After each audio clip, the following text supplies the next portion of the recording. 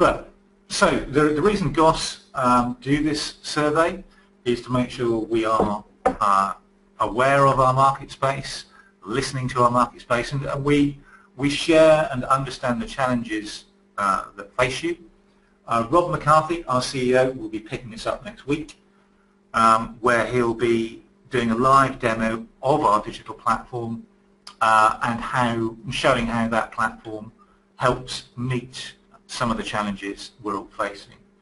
What we're doing now is just showing you very quickly an output from last year's survey where we talk about the potential audience for digital self-service. Now in 2015, it was around about 70% of people that can and wanted digital services. These are people that bank online, they shop online, mobile device in their hand. Most of the time, they're just used to and expect this level of service. You then got 30% of people that, whilst it's not their natural channel of choice, they're aware it's there, they're aware it's important, and we are seeing this 30% reduce over time. Interestingly, earlier this year, ONS produced a report which suggested there's an ever-increasing volume of people in the over 65s that are taking up internet usage very strongly. So survey responders give you an idea of the sectors who responded. Local government, housing associations, NHS, and central government took a big chunk. And then some waves from strays, police force, fire and rescue, making up, but also vitally important to understand their challenges.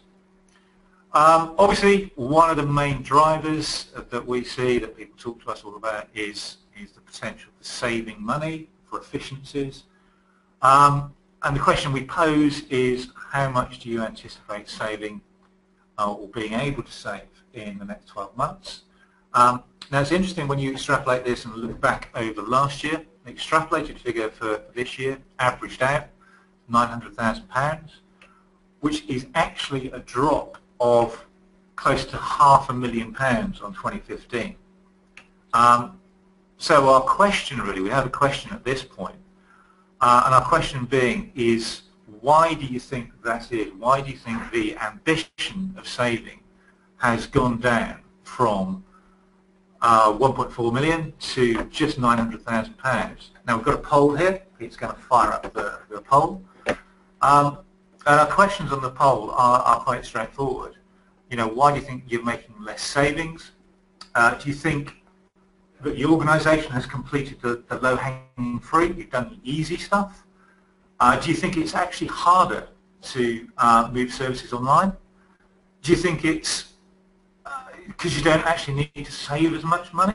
Don't really know the answer, or it could be other. I mean, some of the things that we find quite a lot are that there is the impetus at the start, and then there's the inhibitors. There's all the reasons you can't do things suddenly come into place, like integration, like buy-in from the organisation, like a whole bunch of other things. So, you know, that other pot at the bottom can be quite an impediment to doing things.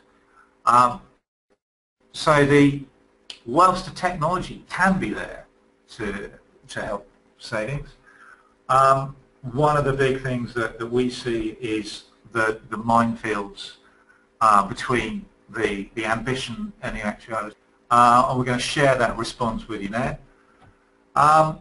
So 37% of you consider it to be low-hanging fruit was all done, which now means that the next few steps are going to get harder. Nearly half of you would suggest that it's harder than you anticipated. And there's a whole bunch of other reasons. Pleased to see that no one doesn't need to save as much as they thought, because that's absolutely the truth. The next step we go into is where people think they're going to be in 3 years' time, the growth of services online. Now, I think there's going to be a bit of a debate around this, and purely because we've seen the growth between 2015 and 2016, It's reasonable, but it's not revolutionary. It's quite a steady growth. It's possibly around about 8 to 9%. So where there's an average of 26% services online, last year it was kind of sub that. But the ambition that a lot of respondents have said is by 2019 we'll have 62% of our services online, which is a phenomenal growth rate. It requires a huge amount of investment and a huge amount of commitment from an organisation to make that happen. Now, one of the things that GOSS we're very proud about is we work private sector as well, and we understand that that adoption curve is quite steep at the beginning, but then you have that tail out at the top end where you actually make small percentage gains, and that's really key. But I think the ambition stated is going to fall way short, and we're going to talk about that in a moment. Then we question some of the other responses in there, and this is key. One of the key areas to making that leap, 138% of growth, is around a strategy.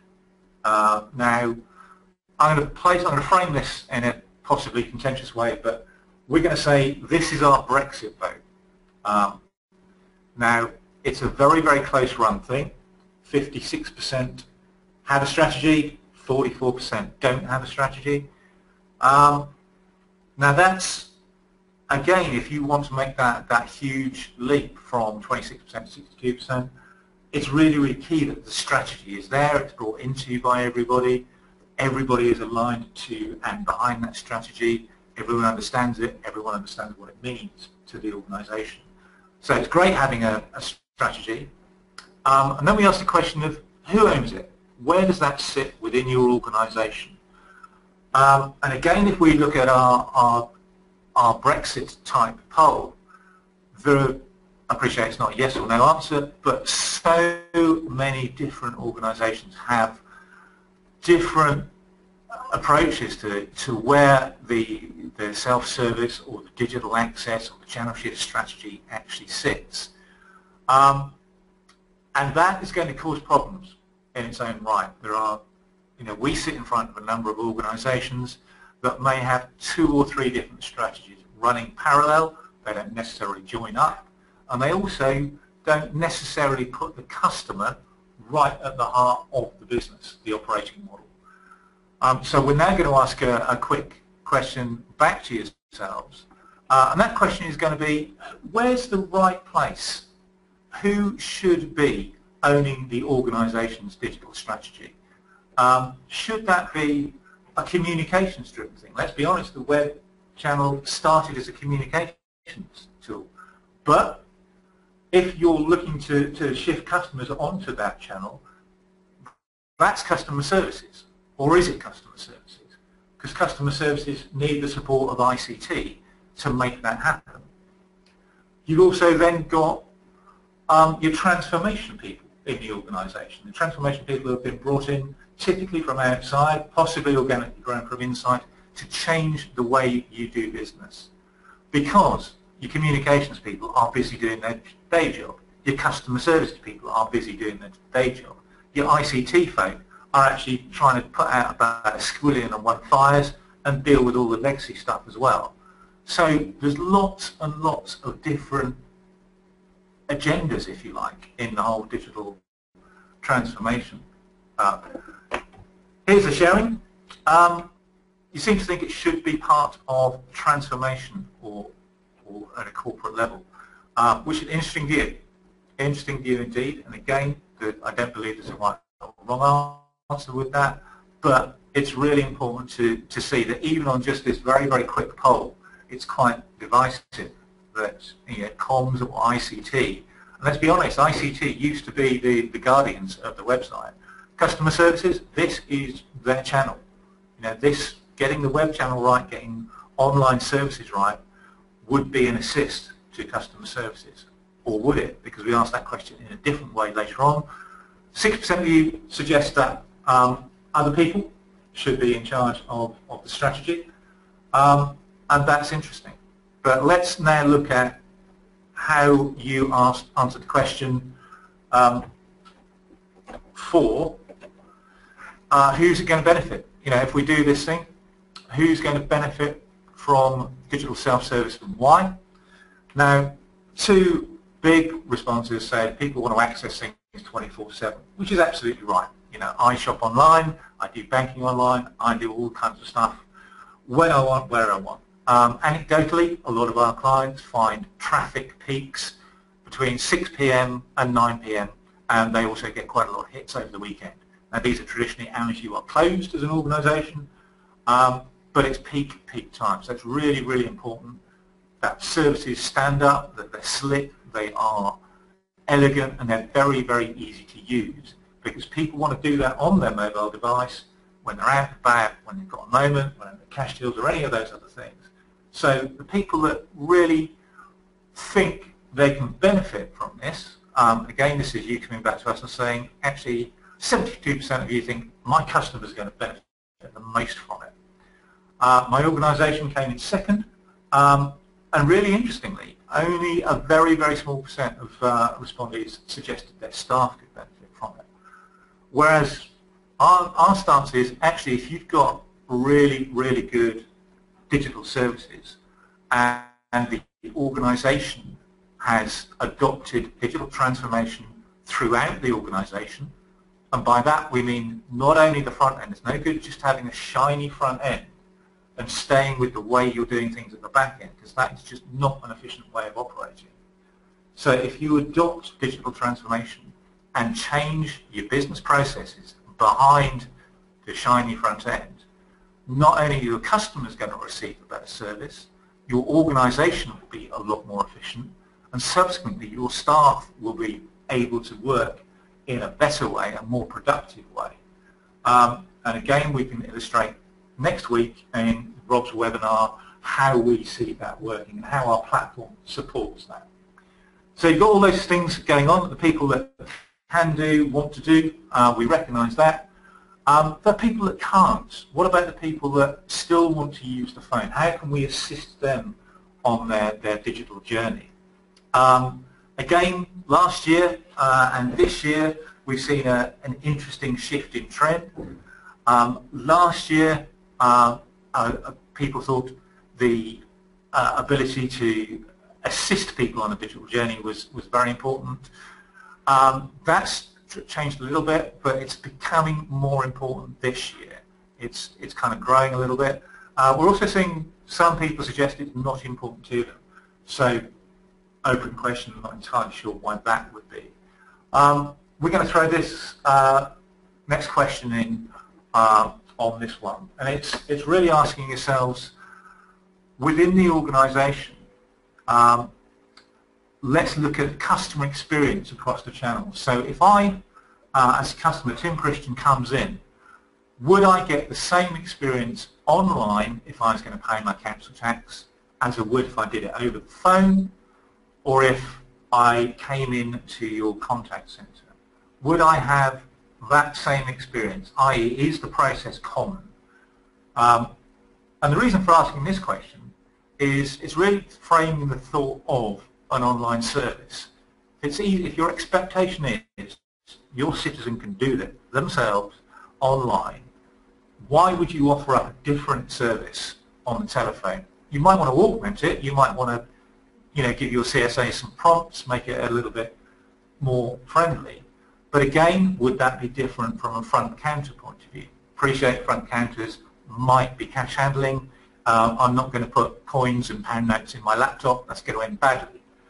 I get totally a common experience across all your channels. Mostly 26%, a bit 37%, not at all 21%, don't know 11%. If I'm honest, those bottom four are the ones I expect. And your 5%, whoever said totally, congratulations, that is good work, and we completely applaud that. So it's how do we manage those channels? How do we manage that expectation? And how do we deliver a really, really good digital service? Absolutely key. So let's go back to your ambitions let's go back to looking at what you want to do and how you want to do it. We asked a question of you of what's the general approach? Is it evolutionary, as in we're doing bits and pieces, we're kind of doing it kind of ad hoc, each service area is doing their own kind of thing?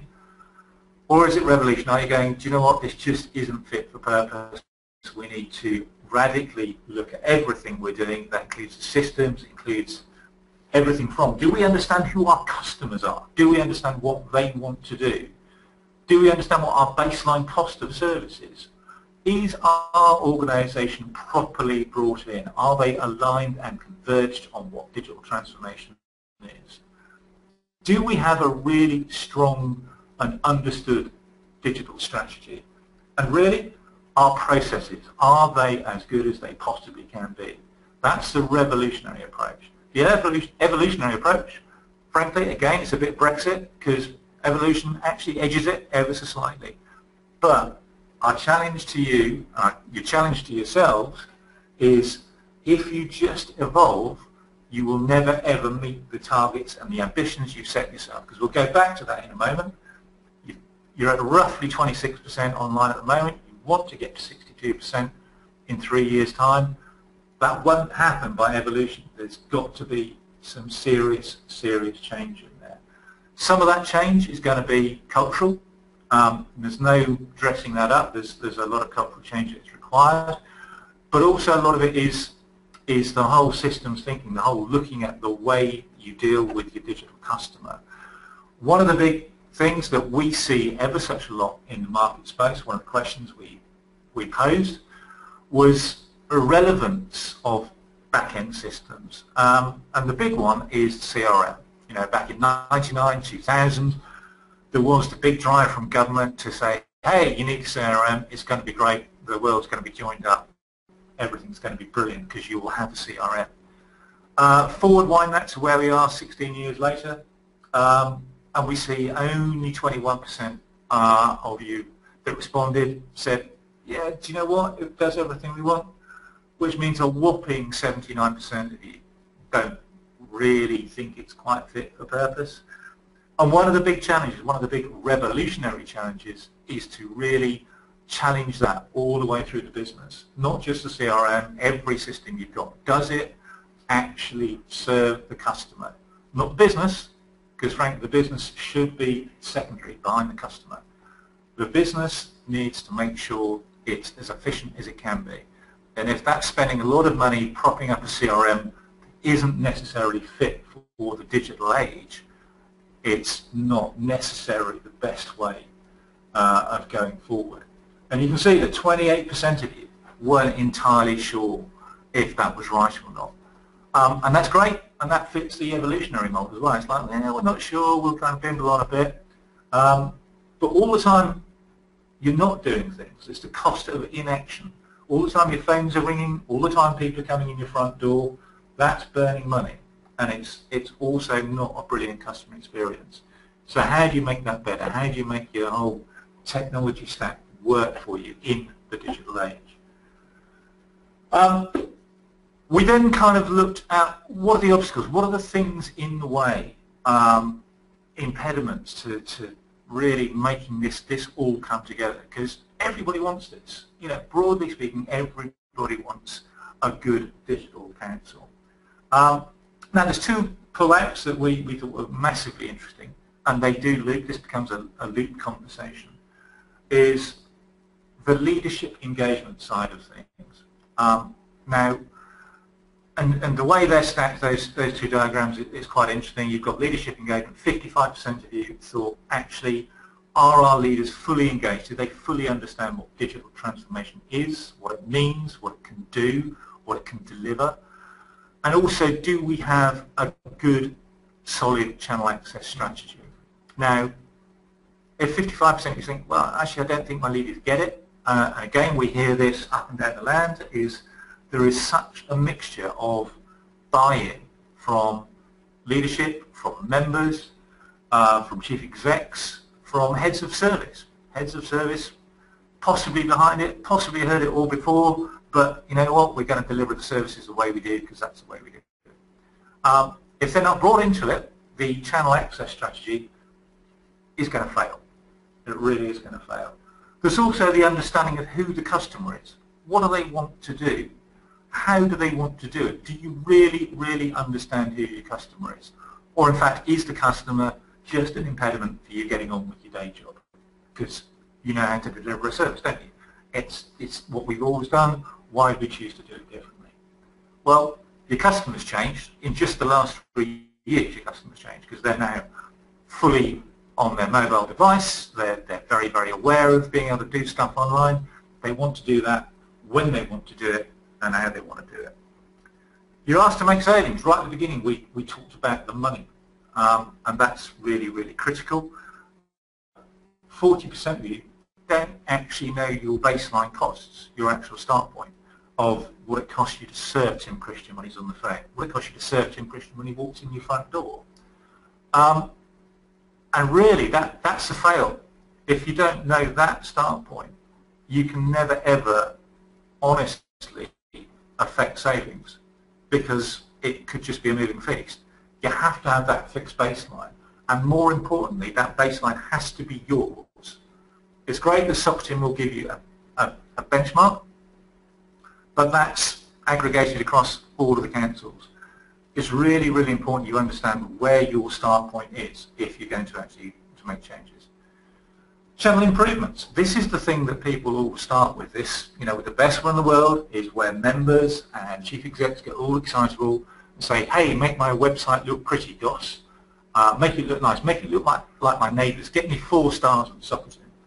And that's all great. But if we haven't got an insight of our customer, if we don't know what our start point is, and actually, if the services aren't behind it, the whole leadership engagement thing, I can make a pretty website all day long, but is it going to make a difference to your business?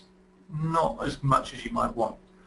But really, really importantly, and this is the big thing, you can get people off the phones, you can do all of that good stuff with good online services, but if your back end, if your processes are still weak, still archaic, still manually driven, then you're not going to achieve anywhere near those £900,000 that everyone wants to do.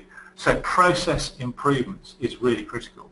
So you can properly deliver end-to-end digital processes throughout the organisation. Get the friction out of it. Get all of the things that aren't actually necessary in today's digital world out of the processes. Things will become more efficient. Your customer experience will be better, and your organisation will be better for it. We're going to throw a poll open now. We're going to ask you a question of which areas you think would be most beneficial to you to improving your digital transformation. So you've got a few things there to choose from. Is your leadership really, really properly engaged with things? I was with a council just last week who were off the record just a little bit disappointed with their leadership because their leadership just didn't believe that this whole digital world was going to make a difference to them. I sit in front of a whole bunch of customers that don't know who their customer is. Who their customer is, don't know what they want to do, how they want to come to us, which is really important because if you're going to build a channel access strategy, you need to have an understanding of who your customer is. If you don't know who your customer is, how can you build something for them? It's like building a house. You don't know, do you need stairs? If you don't know who's going to live in it, it's impossible. So your channel insight, you want to make savings, great. Where's your start point? And then when you've got all that in place, you can put your access strategies together, but you need it to be driven all the way through the organisation from top down, but also have buy-in from bottom up as well. It can't be imposed on people. People have all got to be part of this. And if they're not part of it, there will be drag, there will be resistance, and if there's resistance, it'll slow down. When things slow down, what we have, you have that kind of tail off where the ambition to grow fails away. You see, this is kind of a repetition from one of our earlier slides, but what we have done is we have illustrated just here what we actually see. If we extrapolate from 2015 through 16, get to 2018, we're going to fall well short of the ambition. And possibly by 2019, we'll be really, really lucky if we're any more than about 40% of services online, which could be a massive disappointment and also a bit of a financial catastrophe for people. So our thought is you have to really look at a revolution. You have to consider that, is the way we're doing it at the moment really going to do this, or will we accept that it's only going to be incremental? If you can accept it's going to be incremental, then that's great. Carry on the way you are, do that thing, but I still advise you to get your leadership engaged, understand your customer, and understand where you are. The challenge really is the revolution. You know, you properly transform your organisation. To do that, you need really to properly look at it from top down. And also look at the processes that underpin that. It's really, really key to have a proper look at how processes hang together. One of the things GOSS has, one of the things that you've heard me witter on for just a little while, time for me to give something back to you. We've got a team of business analysts at GOSS that very, very familiar with public sector space.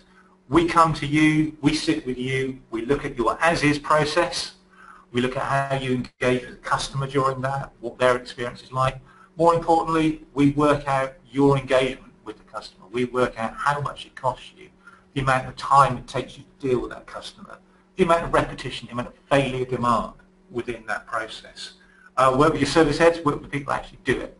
That becomes your as-is process.